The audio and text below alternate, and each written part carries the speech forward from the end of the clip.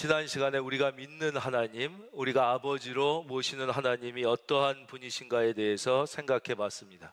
그 하나님은 한마디로 공가치의 하나님이다, 이렇게 말씀드렸죠. 우리의 모든 필요를 공급하시는 하나님이시죠.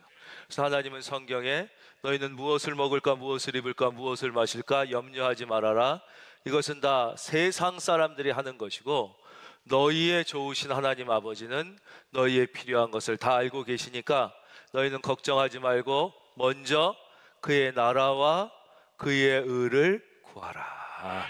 그러면 이 모든 것을 우리에게 공급해 주시는 것이죠. 너희가 얻지 못함은 구하지 아니하기 때문이요, 구하여도 얻지 못함은 정욕으로 쓰려고 잘못 구함이다. 그래서 우리가 얻은 필요에 의하여 하나님 앞에 간구할 때 모든 것을 넉넉히 주시는, 공급하시는 하나님입니다.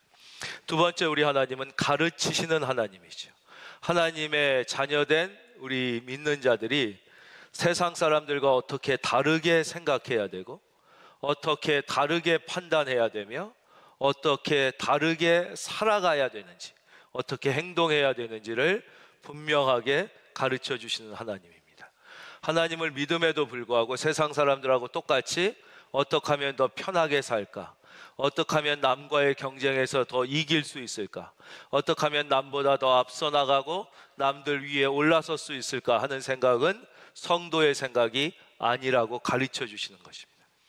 하나님의 자녀는 어떻게 하나님의 자녀답게 생각하며, 어떻게 하나님의 자녀답게 구원받은 자답게 판단하고, 어떻게 하나님의 예수 그리스도의 제자같이 행하며 살아야 하는지를 늘 가르쳐 주시는 하나님이시죠. 마지막, 우리 하나님은 우리를 치료하시는 하나님, 여호와 라파의 하나님이십니다. 우리의 모든 문제와 병과 아픔을 하나님 앞에 가지고 나오면 하나님은 친히 성경에서 나는 너희를 치료하는 여호와임이라 그러셨어요.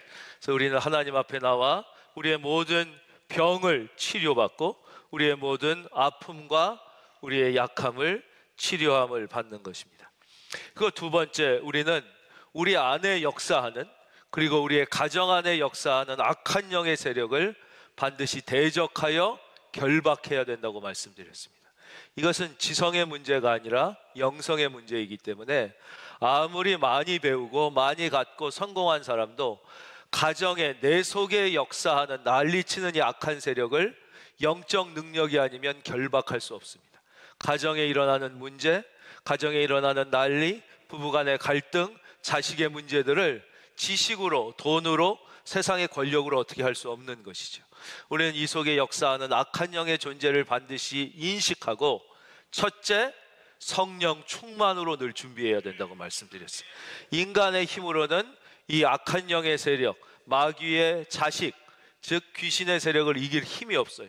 그래서 우리는 늘 하나님 앞에 날마다 우리의 죄를 고백해서 깨끗이 죄 씻음을 받음으로 말미암아 이 악한 영에게 멱살 잡히고 약점 잡혀서 질질 끌려가는 삶을 살아서는 안 된다는 것이죠.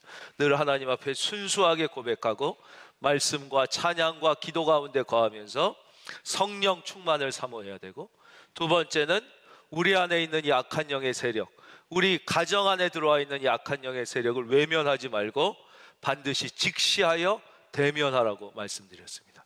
너희는 마귀를 대적하라 그랬습니다. 대적하라. 피하면 안 돼요. 외면하면 안 돼요. 하나님께 복종하라. 그리고 너희는 마귀를 대적하라. 그래야면 너희를 피하리라 그랬어요. 그리고 그 다음 계속되는 말씀이 그리고 너희는 하나님을 가까이 하라. 그리하면 하나님이 너희를 가까이 하시리라. 우리 안에 있는 탐욕과 우리 안에 있는 교만과 음욕과 시기와 질투와 거짓과 허세를 뭐 그럴 수도 있지, 사람이라면 다 그런 거 아니야? 그리고 외면하면 우리는 끝까지 하나님의 자녀답게 살지 못하고 사탄에게 멱살 잡혀 끌려가는 것이죠. 우리가 늘 그런 죄를 짓지만 우리는 날마다 하나님 앞에 죄를 고백하며 그 죄를 직시해야 됩니다. 우리의 가정 가운데 부부를 이혼시키고 부부 사이에 마음의 갈등을 만들고 벽을 쌓는 이 악한 영의 세력, 자식의 앞길을 방해하고 파괴하며 가장 가까워야 되는 부모와 자식의 관계를 갈라놓고 서로 미워하고 증오하고 남처럼 만드는 이 악한 영의 세력을 직시하고 우리는 그들과 대적해 이길 영적 준비를 하고 있어야 된다는 것이죠. 그리고 마지막으로는 예수의 이름으로 담대하게 결박해야 된다고 말씀드렸어요. 여기서 핵심은 예수의 이름이에요. 나의 이름에는 능력이 없어요. 그러나 예수의 보혈에는 능력이 있기 때문이에요. 예수의 십자가, 주의 이름에 능력이 있기 때문에 우리가 모든 기도를 어떻게 해요? 너희가 내 이름으로, 그렇죠? 지금까지는 너희가 내 이름으로 아버지께 구하지 아니하였으나 내 이름으로 구하라. 바로 예수의 이름이에요. 예수의 이름.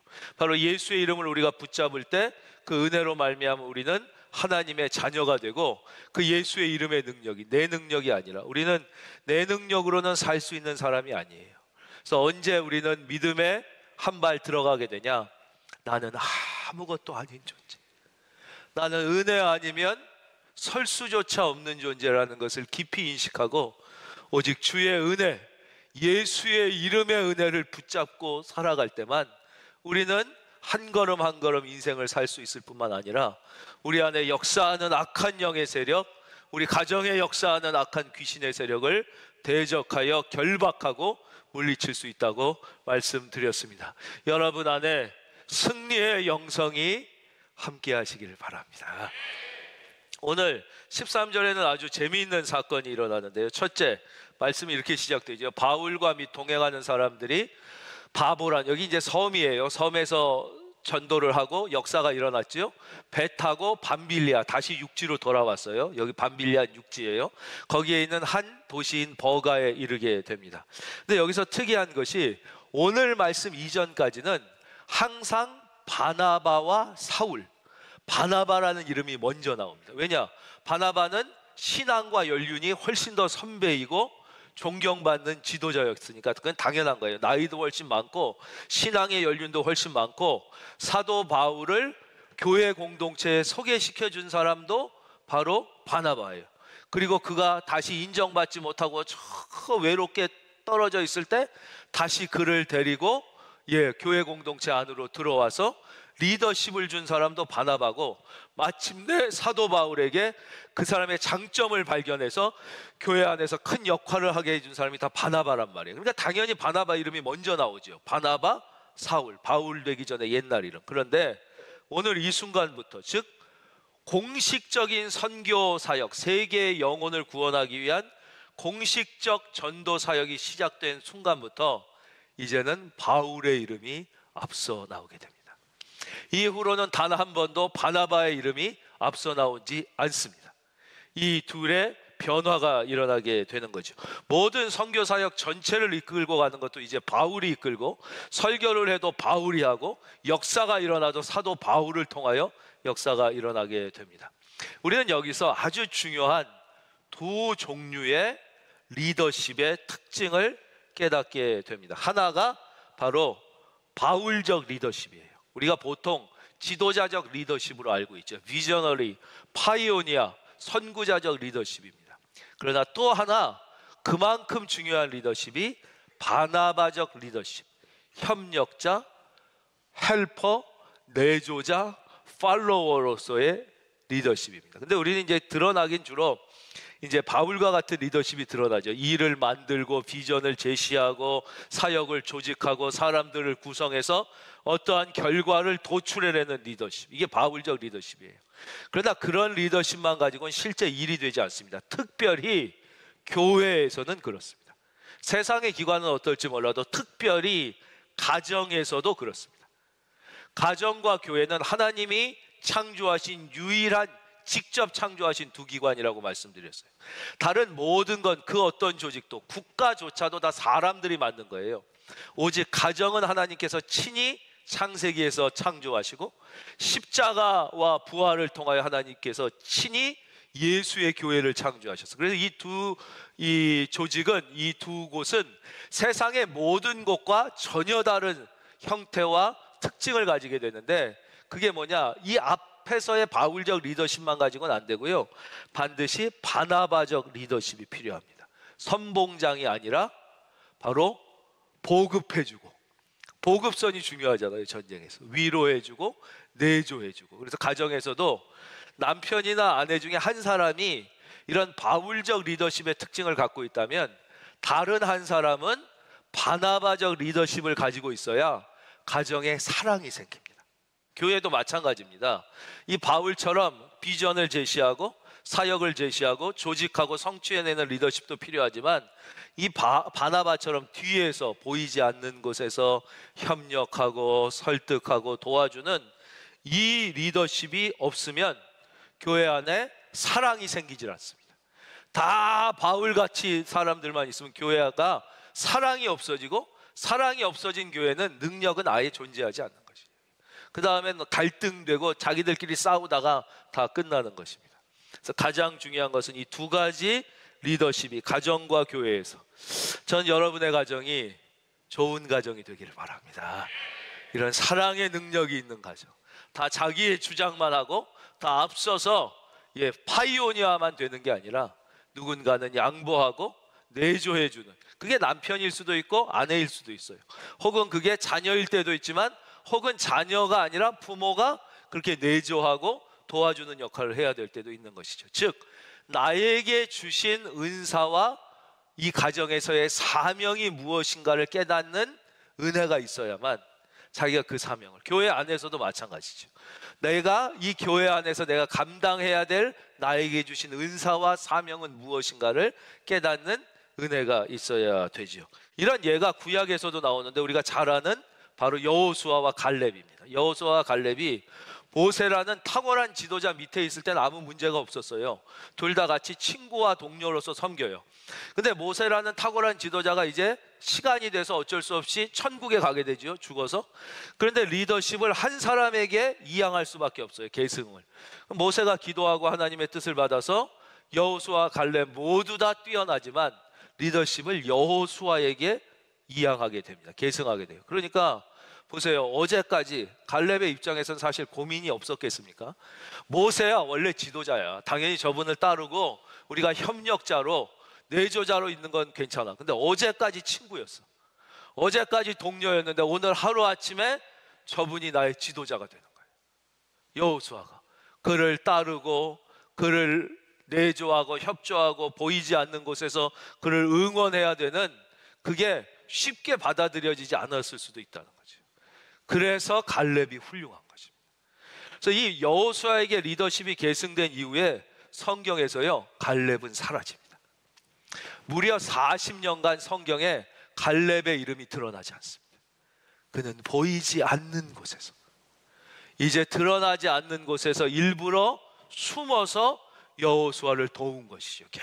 계속 도와요. 이런 게 있었기 때문에 여호수아가 그 어마어마한 사역을 성취해낸 것이지, 여호수아 혼자만 가지고는 안 된다는 것이죠. 그래서 하나님 앞에서는 여호수아만 위대한 게 아니라 갈렙도 똑같이 하나님 앞에 어쩌면 더 훌륭할 수도 있어요. 근데 이 갈렙이 아예 사라진 건 아니에요. 40년 만에 갈렙이 다시 등장합니다. 그 장면이 여호수아 14장, 아주 유명한 장면인데요, 보세요. 40년 만에 85세가 될 때 다시 등장해요, 성경에. 다시 전면에 나서서 이렇게 얘기하죠. 모세가 나를 보내던 날과 같이 오늘도 내가 여전히 강건하니 내 힘이 그때나 지금이나 같아서 싸움에나 출입에 감당할 수 있으니 그날에 여호와께서 말씀하신 이 산지를 지금 내게 주소서. 제가 비록 이제 85세가 됐지만 하나님께서 은혜를 주셔서 아직도 건강합니다. 혹시 저에게 기회를 주시면 마지막 나의 생애를 다해 주님께서 맡겨주신 일에 최선을 다해보고 싶습니다. 내가 지금 보니까 헤브론이란 저곳에는 너무 적들이 강성하고 힘이 세고 거인들이 있으니까 하나님이 우리에게 주셨다고 하는데 모두 무서워서 못 덤비는데, 비록 노구이지만 제가 한번 믿음으로 나갈 테니 저 땅을 저에게 맡겨주시겠습니까? 그리고 85세에 나오는 거예요. 그리고는 그곳에는 계속 아낙 사람 거인이에요. 그리고 그 성읍들은 크고 견고할지라도 여호와께서 나와 함께 하시면 내가 여호와의 말씀하신 대로. 참, 이 고백을 들을 때마다 우리의 가슴이 뜨거워지지 않습니까?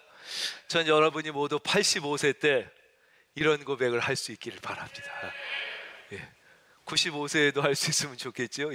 그래서 결국 이 헤브론이라는 소위 말하는 노른자위 같은 땅이에요. 그러니까 제일 센 사람들이 버티고 있었겠죠. 거기서 이제 갈렙이 승리해서 차지하게 되고 그게 이스라엘 땅이 되고요. 우리가 잘 아는 대로 사사, 그 뒤에 사사 시대가 오는데 사사 중에 가장 위대했던 첫 번째 사사 이름이 온니엘이에요. 온니엘이 바로 이 갈렙의 사위가 됩니다. 그 사위가 돼서 그 축복이 대대로 이제 이어지게 되는 것을 보게 되는 것이죠. 그래서 교회 안에는 반드시 바울의 리더십과 바나바의 리더십, 가정 안에도 여호수아의 리더십과 갈렙의 리더십이 다 필요해요. 그래서 성경은 고린도전서에서 뭐라고 말씀하시냐면 다 사도이겠느냐 그래요. 다 선지자겠느냐, 다 교사겠느냐, 다 능력을 행하는 자겠느냐? 아니다. 뒤에서 숨어서 소리 없이 섬기는 사명이 중요하다.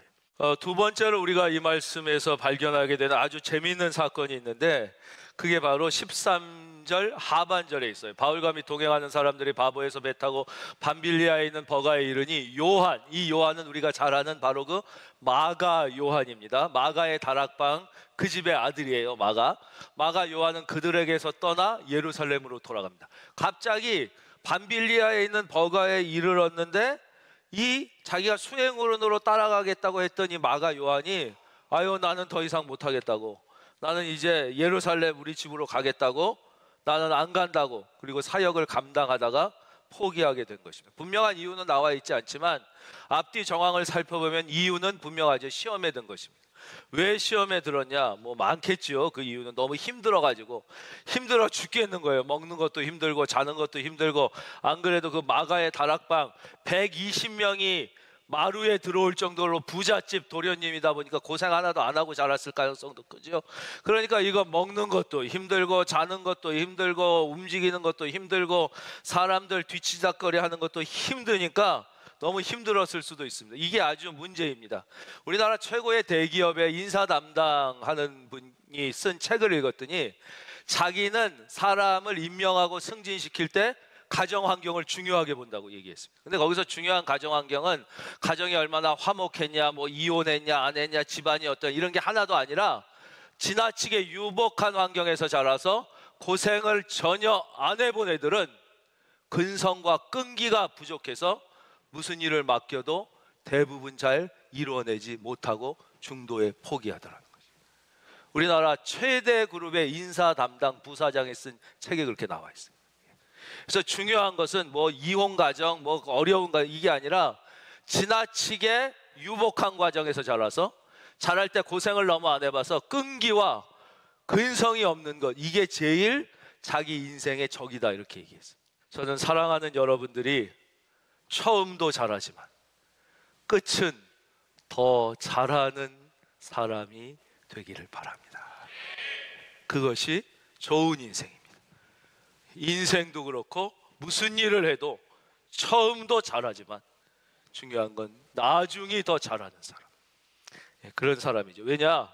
인생은 무슨 일을 해도 고난이 오는 거예요. 꼭 성결을 해서 힘든 게 아니라 내가 좋아하는 일을 해도 어려움은 꼭 오게 돼 있어요. 내가 원치 않는 사람과 결혼해서 지금 힘든 게 아니라 내가 그렇게 원하는 그 사람하고 결혼해도 또 고생은 다 오게 되어 있는 것이에요. 내가 원하는 학교를 못 가고 원하는 직업을 못 가져서 지금 이렇게 인생의 고난과 어려움이 오는 게 아니라 원하는 학교에 가서 원하는 직업을 가져도 인생은 다 어려움과 고난과 힘든 일이 오게 돼 있다는 거예요. 그래서 군대에서 행군할 때 그 얘기 하잖아요. 어떻게든지 행군 빠지려. 여러분, 군대에서 행군을 중간에 포기하는 친구들은 그건 건강의 문제가 아니거든요. 군 생활을 끝까지 잘 못할 확률이 너무 높아요. 그러니까 우리가 인생에 있어서 무슨 일을 하든 어려움은 온다는 것은 알아야 돼요. 그리고 그 고난을 넘기고 극복해야지 이걸 자꾸 피하려고 해서는 피해지지가 않는 것이죠. 저는 여러분들이 믿음의 특공대가 돼서 웬만한 고난 정도는 넉넉히 이기고 그게 여러분의 걸림돌이 아니라 디딤돌이 될 수 있기를 주의 이름으로 축원합니다. 한 젊은 목사님이 저에게 상담하는데 그분도 마찬가지예요. 우리나라 유수의 의대를 6년 장학생으로 했는데 다 포기하고 자기가 신학을 해서 목사님을 했는데 교회에 갔더니 자기를 너무 홀대하더라는 거예요. 그래서 제가 그랬습니다. 그럼 너를 천사처럼 받아줄 줄 알았냐? 내가 이 좋은 길을 다 포기하고 이 교회를 섬기러 왔으니까 목사님 할 줄 알았나 봐요. 그런 건 없어요. 천하를 포기하고 와도 자기가 감당해야 될 고난의 양을 감당해야지 목회가 되는 것이지, 무슨 다 애를 그렇게 고생해 나서 키운다고 애들이 부모를 다 천사처럼 대접합니까? 그렇지 않는 거예요. 다 애를 낳아도 고생, 안 낳아도 고생. 그렇죠? 어차피 그렇기 때문에 우리는 이 일이 얼마나 의미가 있느냐, 가치가 있느냐, 하나님께 영광을 돌리는 일이냐 아니냐. 할렐루야. 예.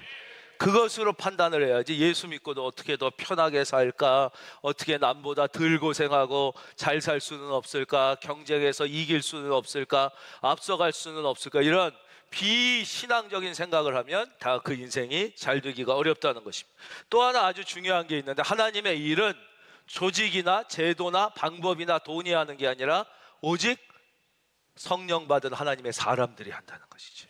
바나바와 바울같이 준비된 사람, 헌신된 사람을 통해서 되는 것이지, 그 뒤에서 마가처럼 두둑한 경제적 지원이 있고 젊음이 있고 바나바와 바울 통하여 다 고생 안 하고 배운다고 해서 되는 게 아니에요. 그래서 교회가 해야 되는 아주 중요한 일 중에 하나는 이 시대에 사람을 키우는 일입니다.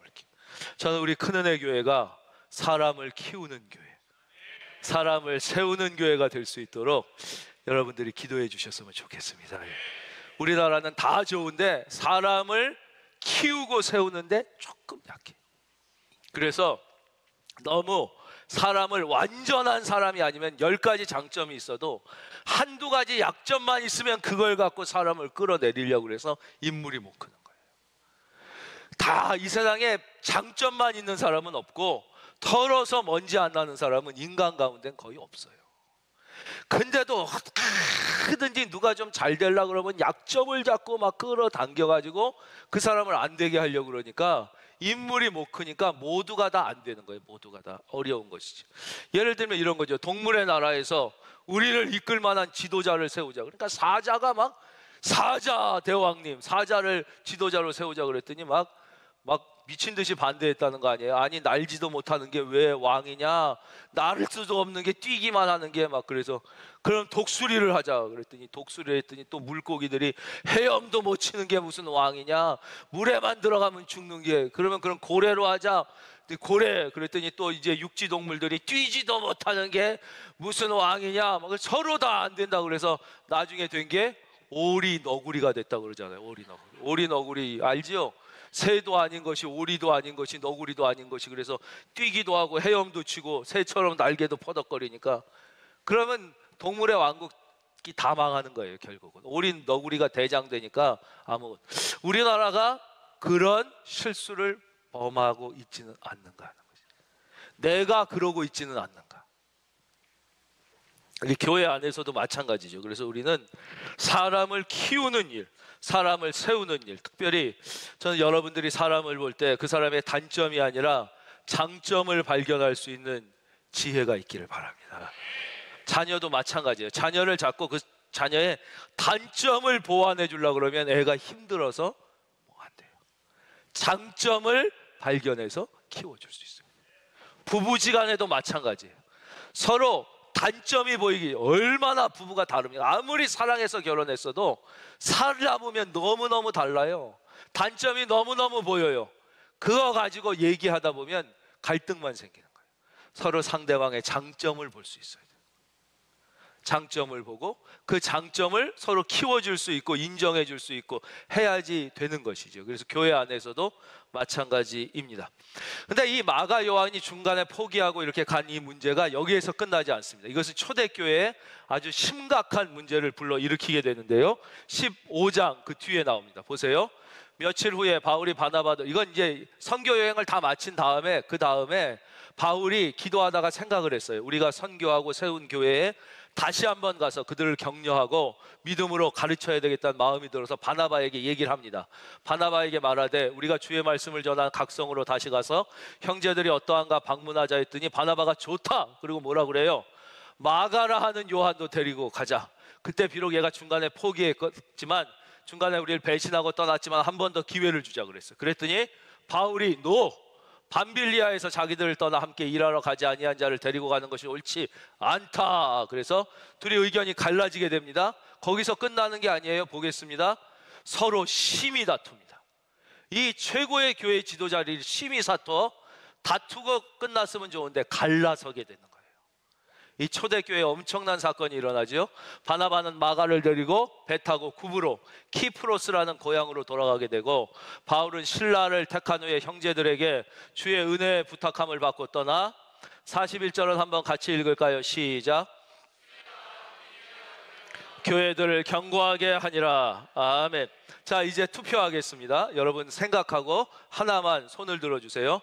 나는 둘 중에, 바나바와 바울 중에 그래도 배신하고 포기했어도 마가를 데리고 가고자 했던 바나바가 옳다라고 생각하는 사람은 다 이 시간에 다 마음속으로 손을 들어주시고.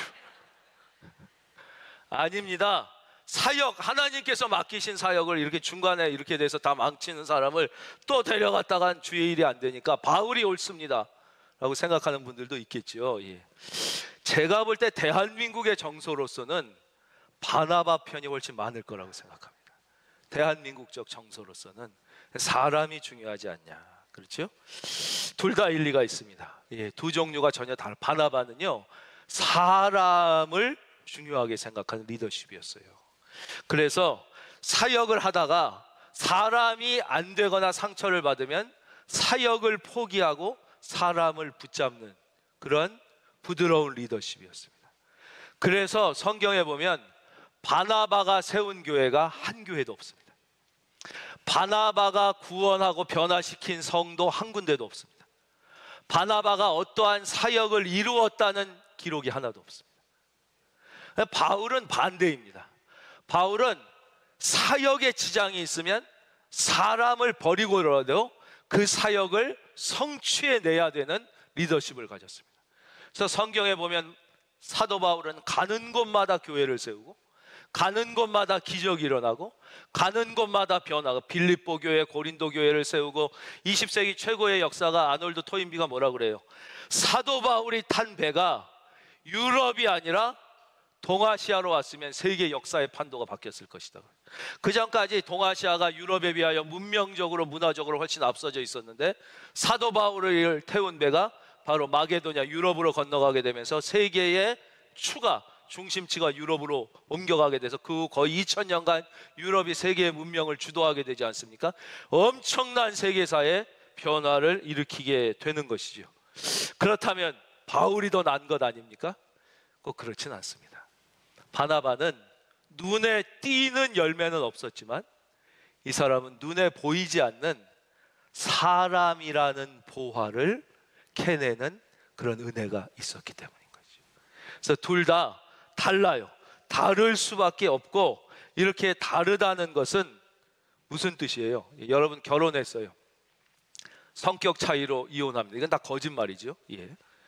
성격은 다 다를 수밖에 없습니다. 성격 차이로 이혼한다면 대한민국의 모든 부부는 다 이혼해야 되는 것이죠. 그렇죠? 예, 한 배에서, 한 가정에서 다른 형제 자매도 성격이 다른데 어떻게 전혀 다른 부모에게서 태어나서 다른 환경에서 자란 사람이 성격이 같을 수가 있겠어요? 그 왜 성격이 다른 것입니까? 하나님께서는 서로 보완해 주라고 그렇게 하신 것입니다.